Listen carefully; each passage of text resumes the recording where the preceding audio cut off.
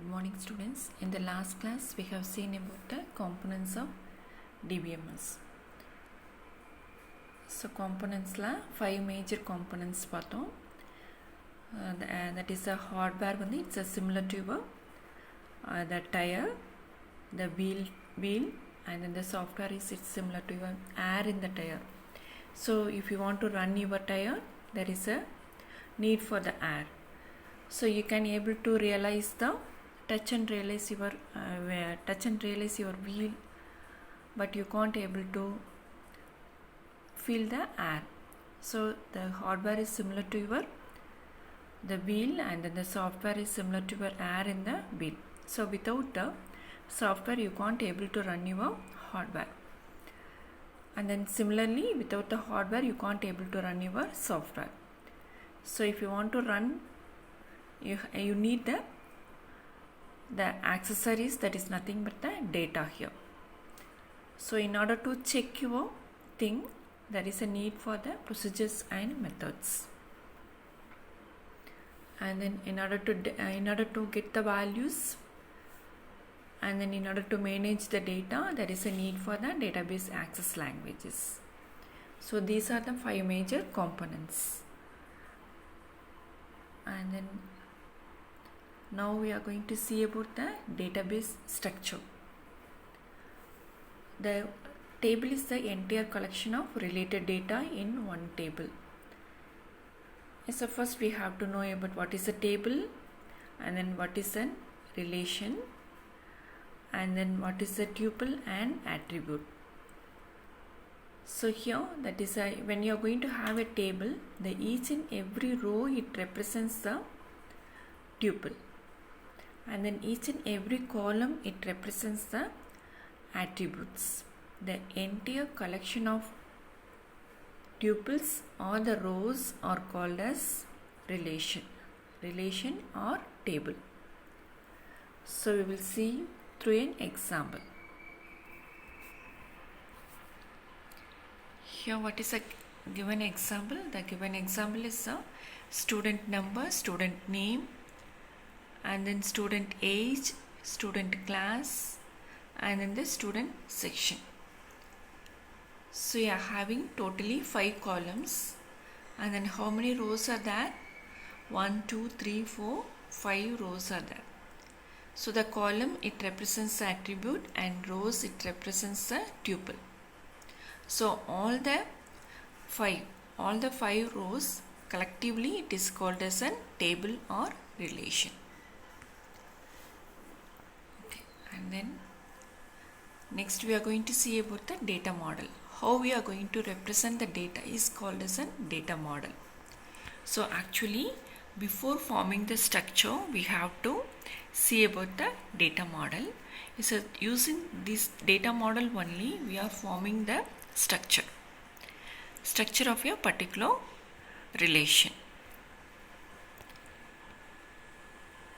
So if you want to have a data model, then that particular data model should be in any one of the type it belongs. There are 5 different data models are there: hierarchical model, relational model, network database model, entity relationship model, and object model. So the what is the main purpose of the data model? It is nothing but how we are going to represent the data, and then how the software is going to retrieve the data from that particular structure. This hierarchical model, it is nothing but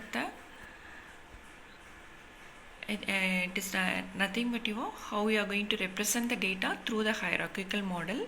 It developed by the IBM, and then here it is a simple tree-like structure. That is, it's like your tree and branches. So we can also call it as a parent-child relationship, so that one child can have only one parent, but one parent can many children. So here the model is represented through an example. So that is a school. It may have the courses and resources. Again, the course may have the theory and lab. So here the course have only one parent called as a school, and then lab is having only one parent called as a course. But the course is having multiple branches, that is nothing but the theory and lab. So the course parent have two children, that is a theory and lab. So this is the way of representing the hierarchical data model. Next is the relational model. We have seen under the structure. In the same way they represented the relational model. Here the data represented through the rows and columns. So here you can see the table and its structure. That is a relational model. The student ID, name and age available in one relation, and then subject ID, name and teacher available under the second table. And then the third table is nothing but it's related with the two previous tables, that is a student ID, subject ID and then the marks. The student ID 1, it represents the Muller. Muller got the subject ID, that is in C++ she got 92, and then the same Muller in PHP she got 89. And the student ID 3, Velu, got 96 in PHP. So here you can see that the student ID and the subject ID are the primary keys, and then when you are going to have the same key in another table, those key will become the foreign key.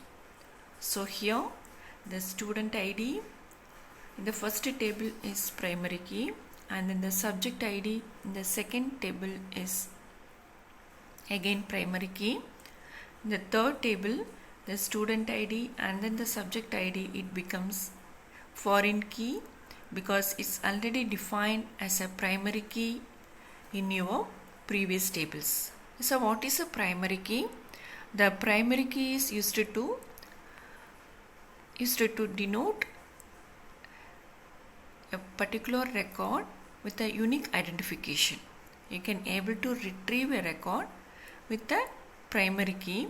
When you are going to use a primary key, it won't be duplicated. There won't be any duplication, so that you can easily retrieve the particular data. So whenever you are going to have the primary key, there won't be any duplication. But in the foreign key, you can have the multiple values. So the next model is a network model. Here, that is, it is an extension of your hierarchical model. The main difference is that is, in your hierarchical model, the child record has only one parent. But in the network model, you may have many parent nodes, so that you can able to represent in the many to many relationship. This model is very faster when you are going to compare with your hierarchical model, because there are many relationships are existing, so that easily you can able to retrieve the data using the relationships. As I here, that is an example is given.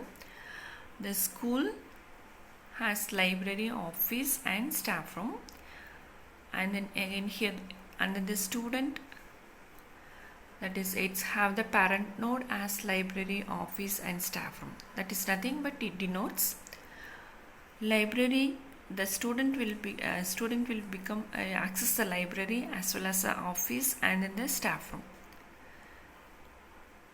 So the school consists of library, office and staff room, and then the student may access library, office and staff room. So that here the student has 3 parent node, and then here in the staff room, office and library has only a single parent node. So here that is it represent as one to many and many to one representation. So you can have the relationship in any form, that is a one to many or many to one or many to many. The school represents the parent node, and then the library, office and staff room is a child to school. Student is a library to student is a child to library, office and staff room. That is, it represents the one to many relationship. Next model is a entity relationship model. That is, in a short it represents as ER model. So here the objects are divided into entities, and then also it represented using the characteristics, that is nothing but your attributes, and then the functions are denoted as methods here. Otherwise it can be also represented using the behavior. So this model is developed by Chen in 1976. He developed a conceptual design, that is, it's not an exact design, it's a before representing the original, they have made a conceptual design, and then this particular design is used for the logical view of data. So it is not representing your physical view, the exact view. It gives the logical view of data. So here one of the example, it explains about your ER model. That is, we are dividing the entity into two.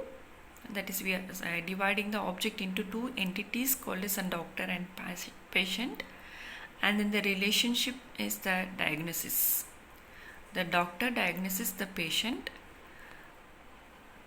that is a here, that is a relationship is a diagnosis, and then the doctor and patient are the two entity, and then the attributes are DID and D name under your doctor entity, and P ID and then the P name comes under your patient relation. And then finally you are having your object model. So nowadays all the things are represented using the object model. It's similar to your ER model. Here that is it represented through the attributes and methods. The example is given here, that is a shape. The object model is a shape, circle, rectangle and triangle. So you are having the methods, the two methods called as get area and get perimeter under your shape. Under this circle you are having the attributes called as radius. Under the rectangle you are having the length and width. And then the triangle you are having the base and height. So when you are going to pass a single parameter, it finds the shape of your circle. When you are going to pass the two parameter L and B, it gives the area and perimeter of the rectangle. When you are going to pass the triangle attributes, it will give the area of the triangle and then the perimeter of the triangle. So that the object executed depends upon the attributes passed to the particular method. This comes under your object model. Thank you students. We will see the remaining concept in the next class.